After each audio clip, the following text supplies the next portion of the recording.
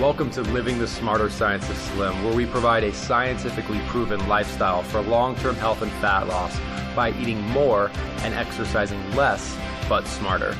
Eat smarter, exercise smarter, live better. I am so ready for that. Hey everyone, Jonathan Bailor back with another bonus Smarter Science of Slim podcast. Very much looking forward to today's show. We have a woman with a diverse background, so someone who I definitely have a soft spot for in my heart. Having a diverse background myself, she had a brief stint in the food world as a pastry chef, bakery owner. Sounds like someone we know, aka the lovely Carrie Brown, my podcast co-owner, but then co-owner, and she also then spent over 15 years working as a personal trainer. So she's got one foot in the delicious dish arena. She's got another foot in the personal training arena. She's also written for every magazine in the world. We're talking Glamour, AARP, Oxygen, Shape. So she is just a wealth of knowledge and experience when it comes to eating and living and enjoying yourself. Linda Melone, welcome to the show.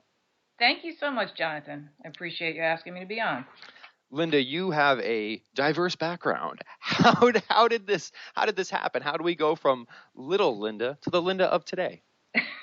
Well, they say there's two types of people. There's people who find a career early in life, stick with it their whole lives. And then there's people like me who kind of jump around, always finding things that, maybe there's something more exciting that I can do or something different. And the interesting thing is that it all comes together where I am now. But I started with I have a bachelor's degree in nutrition, and I thought I wanted to be a dietitian. I quickly found out that was a little bit too dry for me. I'm very creative. And so I ended up working as a recipe development specialist. And a lot of the back of the box recipes that you see for, say you pick up a bag of rice and it has a recipe how to use the rice. That's the type of thing I did for 7 years. And I found I had a talent for desserts.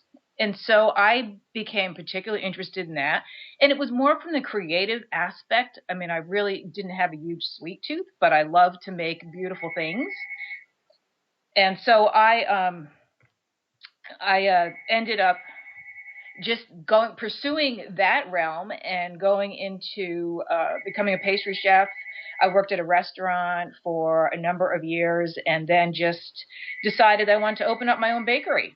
And so I did that for about 3 years, and then just kind of followed that whole path. And I don't know, I got bored with it after a certain amount of time, and just decided, well, I've always been into fitness, which was always sort of a conflict for me anyway. I would leave the bakery and go to the gym, and people would say, who smells like cupcakes? And it would be me. And I just decided, it was too much of a contradiction, and I was getting bored with the bakery business. And so I just went all out into the fitness world. And that was in 1995. And so I did that, and it was in-home personal training, mainly, that I did. And, I enjoyed that for a while, but as I said, I tend to burn out. And then I ended up getting into writing just because, well, did that for long enough, and now it's time to switch gears again. You mentioned one of the things that you enjoyed about baking and your dabbles in cooking was the creativity involved. And one of the things I can empathize with that, because I like being creative too, especially with cooking. And I'm curious if you've seen that it is, for example, in poetry, like there are, when we place constraints upon ourselves, like you want to write a haiku, that sometimes can actually make you more creative rather than less. So the existence of constraints can actually prompt creativity. Sometimes when people try to live a healthy lifestyle, they see it as a set of constraints, and then maybe they can't be as creative in the kitchen. But it seems that if you have a set of constraints, that might even encourage creativity in the kitchen. Is that a stretch? What do you think about that? I guess it could be that way. Maybe just, because I tend to, I focus on healthy recipes and healthy cooking myself. But then after a while, if you're eating the same thing or preparing the same thing, you will just, I think, naturally look for ways to kind of expand on that. And the problem is if you do that and you end up adding, like, for example, I had a former personal training client who started eating, I forget I think it was just yogurt, in the morning and some fruit. And then she started adding cereal to it. And then she started adding nuts to it. And then it was creative, but then you're also getting out of your, what the whole purpose of your original plan was, which was to have a healthy diet. So I guess it can perpetuate creativity, but you need to be careful that, on how creative do you want to get and what are your goals with whatever it is you're doing. Does that make sense? Oh, it absolutely makes sense. It reminds me of my dear mother, who is just a wonderful, wonderful woman. We'll talk on Sundays, and she will tell me, Jonathan, you'll be so proud of me. I had a vegetable smoothie, which is something that I'm a big fan of. I'm like, oh, Mom, that's great. What was in your vegetable smoothie? She's like, well, I had some ice cream, and then she's like, I put 3 leaves of spinach in it, so there you go. Right, so that counts. Oh, I love it. Well, and Linda, one area that you differentiate yourself is you tend to focus on working with individuals who have spent a bit more time on this earth. Can you tell us a little bit more about that, why you're interested in that, and how you customize your approach based upon that? Well, it's interesting because I started doing personal training when I was in my 30s, and I found that a lot of people who would sign up to work with me did so when they hit the age of 50. That seemed to be the point, as one of my former clients said. I realized I had more years behind me than I had in front of me, and it was sort of a wake-up call. And so people, particularly women, would decide that, the kids are now out of the house. It's me time. So I was finding more and more people, particularly women, who would start working out with me at that age. And then I would hear all the very similar complaints. I can't seem to lose this weight. And a lot of frustration as to, getting in shape at that age and getting into the whole routine of working out. And it made me think, well, what happens? Is this something that naturally happens? Am I going to gain weight when I hit 50 or menopause? And so I've sort of been my own guinea pig. And now that I'm 54 and I've been there, done that kind of thing, it makes me realize that there are some things you cannot control, but there's a lot that you can. And that's what brought me to where I am now, which is helping women in particular over 50, especially menopausal women, get in shape and lose weight after this age when it is a little harder. I appreciate that message, Linda. I hate to keep busting my parents out here. They just visited for 2 weeks, so I've had many experiences with them. They're delightful people. And one of the things, so my parents, they're talking about, we're older, so we can't do this, that, and the other thing. And then we sat down at dinner, and I said, Mom and Dad, if I recall, the Secretary of State is your age, and many presidents are your age. And this idea that just because an individual is over 50, that they're somehow on the downswing, it actually seems like the opposite might be true. It seems like when the most powerful and most robust and influential people in the world are those who have crested the 50-year mark. I agree. I think there's been studies that even show people are happier. I'm not sure if it said people are happier after 50 or just as we age, we tend to get happier. I think there are a lot of things that don't bother you anymore.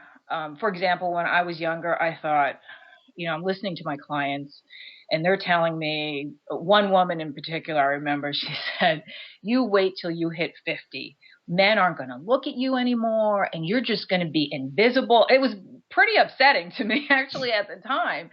And now I realize it's really an attitude, and there are people over 50 who act much older. And then there are people like myself, I just don't really think that much about it. And I've never been happier or more satisfied with my life as I am now. And I know there's a lot of other people my age who feel the same way. So it's individual as the person themselves, but in general, people I think are happier, especially if you have kids and they're now out of the house. Well, what have you found to be some unique lifestyle practices that really optimize around individuals in that stage of life? As far as exercise and anything to live, to feel great.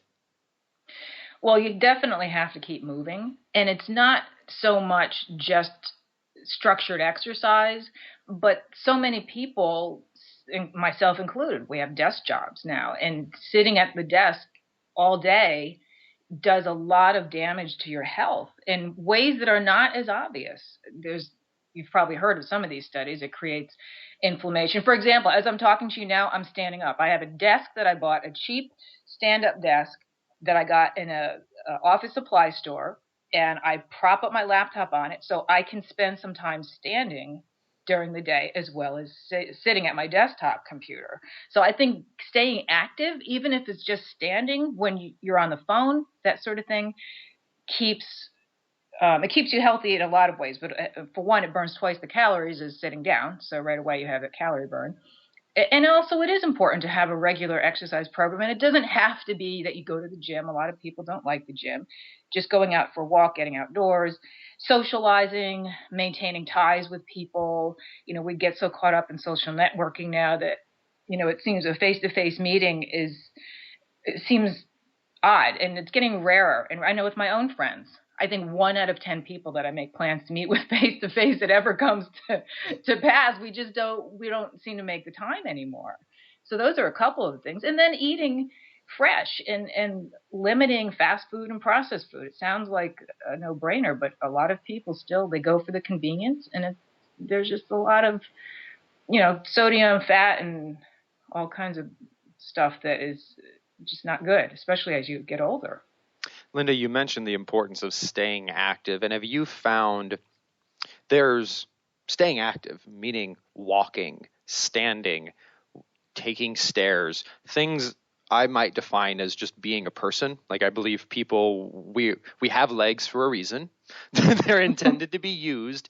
And conflating that with exercise. The reason I make that point is there's been amazing studies done in terms of, for example, resistance training, changing the molecular signatures in our body such that it reduces age. Like, it's literally reducing age at a cellular level. But I see a lot of people who they're like, I walked around today, therefore I exercised. So it's this conflation of activity with exercise, where I often define exercise as something you do very intentionally and is actually unnatural. Like, it's unnatural to do resistance exercise, or it's unnatural to go ride a bike with the intention of exerting yourself physically versus the intention of just enjoying the fresh air. They're both important, but do you see people sometimes conflating the two? So, in other words, it sounds like it's not as much fun. Like, is that what you because, or it doesn't. I mean, you do have to make it your intention to get up and move around and to exercise. And maybe you don't want to call it exercise. I mean, that's one of the tips that you hear about for kids, especially, that as soon as you call it exercise, it becomes work. And I think maybe what you're saying is you need to find a way to enjoy what you're doing, because that's definitely important, or find a different reason to do it other than, hey, I want to, I'm going to go to the gym and lift weights, because that as a means to an end maybe isn't enough for people. Is that what you Oh, mean? no, I just think it's a fascinating distinction. I think the importance of, again, back to my mother, who's a very wise woman, and certainly we're all about having fun and enjoying ourselves here. But she mentioned to me, not everything in life is supposed to be fun. And having heart disease is certainly not fun. Being diabetic is not fun. Being overweight or obese is not fun. And if everything we do with our body, if we only do things with our body that are fun, it seems we might be shortchanging ourselves. Or, for example, if anyone who knows how to play the piano, when they first started playing the piano, it probably wasn't fun. But then it might be their passion because they overcame that hurdle. And I'm just curious, because you have so much time with the mainstream media, of this idea of it has to be fun immediately. Do you think that might make some people stop physical activity at the point beyond just like walking around? Because once you get past just walking around, it's not fun anymore. Right. No, I hear what you're saying, and I do agree with you. I think that it's not always fun. I get up at 4 a.m. so that I can get to the gym by 5, because for one, I'm crazy, but for two, because most of my editors are on the East Coast, so I try to, get up early, and it's not fun. I don't like when that alarm goes off, but I have found that I feel better. There are other benefits besides the fun, but part of it is that people who work out that early develop a camaraderie. And I look forward to seeing friends of mine at the gym, and they always give me grief if I miss a day or something. So it's not that I look forward to the fun, but I've found other things that I enjoy about it. So I think that if you, and initially, as you said, you may have to kind of force yourself to do it. But once you start seeing and feeling the benefits of it, of the exercise or whatever it is that you decide to do, and you change it around enough where it doesn't get boring or you get into a rut, you can keep going.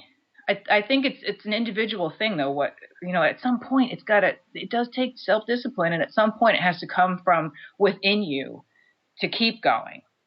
And that's one thing, when I did personal training, I would often have people around the holidays, they would buy gift certificates of sessions with me for a spouse that never worked out. I can't remember anyone, and this happened, and it would amaze me how people would just waste all this money, and they would buy a few sessions with me, and I would never hear from the person who received the gift certificate. Very rarely.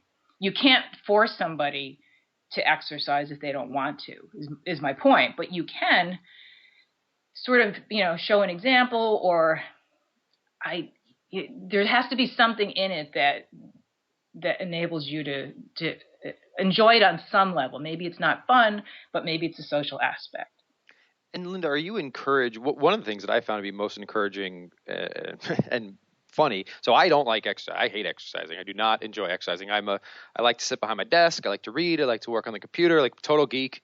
I'm happiest behind a desk. And I get so encouraged by a lot of the research around interval training and low impact, so anyone can do at any age, and especially resistance training, which is especially doable at any age, given that it is no impact, and how oftentimes people don't want to exercise because walking on the treadmill for an hour is boring, and it's an hour of exercise, like 5 days a week. That's a lot. But doing things like at-home isometric training or at-home resistance training can take 10 minutes, maybe twice a week, maybe 3 times a week. We can do anything for 10 minutes a couple times a week. What do you think? I have mixed feelings about those studies. I think they're effective, but the studies that I've seen talk about intense workouts, like they call it HIIT, high intensity interval training. Mm-hmm. And I mean, the intensity level varies depending on your fitness level. So in other words, on a scale of 1 to 10, what you perceive as an 8 is different than what I perceive as an 8, that type of thing. But for someone who's just starting out, it's a lot, and I don't know that it's safe. At least some of the things that I have read, you really have to be sort of fit to start a program like that. If it's enough to get someone started, I say, hey, anything that gets people going is great.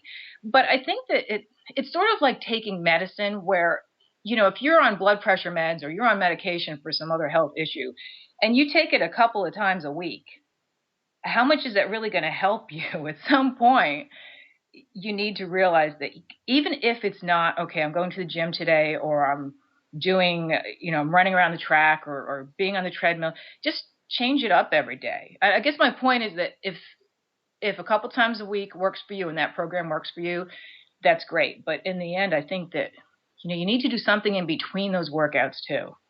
And do you think that's the staying active? Like there's a baseline of activity. Like you always need to be moving. If you're not moving, that's bad. So you're moving. And then I love what you said about the high intensity interval training. Like that's something you might not just want to jump into. But what are your thoughts on resistance training? Because especially with osteoporosis and increasing bone density and like resistance training, and especially if we do it intensely, we become sore. We can't do it as frequently because we're already sore. But isn't that a good thing? Well, it's a good thing, but it depends on the soreness. Is it normal soreness, or is it because you did something, too much? I mean, I'm a huge proponent of resistance training. I've worked out. I am a gym rat. I mean, I love the gym. So that's my thing. And I have worked out in gyms for over 31 years. And so I do it a couple times a week. I think it's you have to start out. I strongly recommend that you hire somebody or at least have some sort of guidance to get you on a program, because the biggest mistake people make is they wing it. They'll go to the gym, or they'll take advice from their friends who are not qualified trainers, and just sort of jump into a program without rhyme or reason. And that's how you get hurt. Mm-hmm. So you want to start out with some sort of guidance to give you a basis and a foundation. And it takes a couple of weeks before your nervous system adapts. And until that happens, you're going to feel sore. There's just a lot of chemical and biochemical changes that happen. Your muscles are saying, hey, what the heck? What's going on here? And so after you get past that point, that you really shouldn't be sore with every workout, and unless you do something different or way above and beyond what you've been doing. It's not something that, I'm not sore unless I do something new. And so it's not something that you should expect every time. And it shouldn't be what keeps you away from resistance training, because it's an important part of a workout, an overall health program.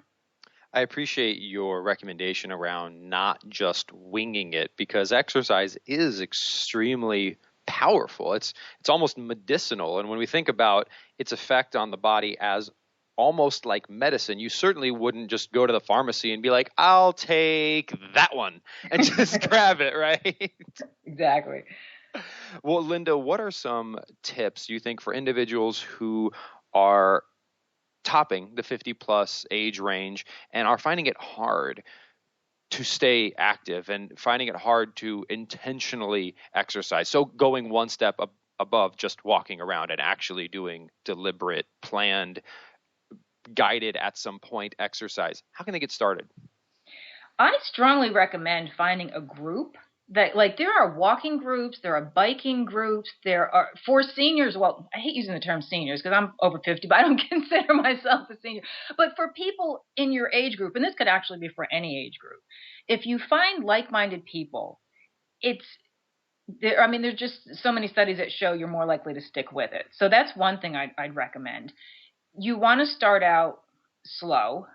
And, a lot of people have the mindset of all or nothing. Okay, either I'm doing the high intensity interval, or I'm just not doing anything. And that's a guaranteed scenario for injury and for not being able to stick with something. So start out slow, find a group, try a few different things. Maybe one type of exercise you don't like, but maybe there's something else, and experiment. And through the years that I've worked out, I've run the gamut of, group exercise, spinning, and now I don't do either of those things, but I find other things that I do like. So those are important. And along with the group exercise, if you don't like group exercise, find a friend that is willing to do it with you, especially if it's someone who's more motivated than you. You don't want someone who's lazy, who you're going to, if you need motivation, you want someone who will say, yeah, hey, we said we were getting off the couch this morning and we're going to go to the yoga class or whatever. But those are the top tips I would recommend. And Linda, what would you also recommend individuals, because I think we talked about this a little bit earlier, was give it a little bit of time. Like if the first time you do it, it isn't a home run, that doesn't mean you'll never enjoy it. Just like the first time you drank wine, you may not have been like, this is the most delicious thing I've ever had in my life, yet you may enjoy it very much today. How long do you think we should give something before we make that decision? I'd say at least give yourself 60 days. And maybe that seems like a lot. 30 days, maybe. 30 days and then try something else. Just don't give up, because there's just too much to gain and so much to lose if you don't get yourself on track.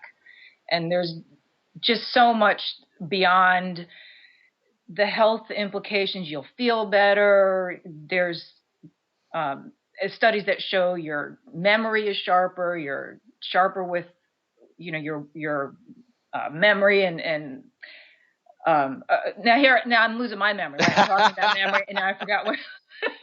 But brain activity, yeah. And it sharpens everything, from mentally to the physical, and there's just so much to it. It's a lifestyle. It's not just going out and doing something. It's the way you live your whole life. It is literally like bathing your soul. It is literally going to improve just about every aspect of your life. And there's very few things which are that powerful. So it's pretty exciting, I think. Exactly. Well, Linda, what's next for you? Well, I'm pursuing more. My business is going more in the direction of helping women over 50 in particular, because as I mentioned earlier, it just seems there's a big demand for that. And I have a lot of questions from friends of mine who are over 50 who ask me all the time about different methodologies, how much should I work out and how much cardio should I do? How should I eat? So my career is going more in that direction, but I'm still going to be doing all the freelance writing I do because I enjoy that too. So as long as it has to do with health and fitness, I'm there. She's there. Well, Linda, thank you so much. It's been an absolute joy chatting with you and certainly motivational. Folks, if you want to learn more about Linda, please check her out online at lindamelone.com. Last name spelled Melone. Linda, thank you so much for joining us today. Thank you, Jonathan. Listeners, I hope you enjoyed today's show as much as I did. And please remember, this week and every week after, eat smarter, exercise smarter, and live better. Chat with you soon. Wait, don't stop listening yet. If you like the podcast and if there's other ways we can help you, please join us in the Smarter Science of Slim support group, which is freely available at the Smarter Science of Slim website, smarterscienceofslim.com. There you'll find all kinds of free recipes and success stories and just all kinds of fun stuff like how to help your kids go sane and just great community content.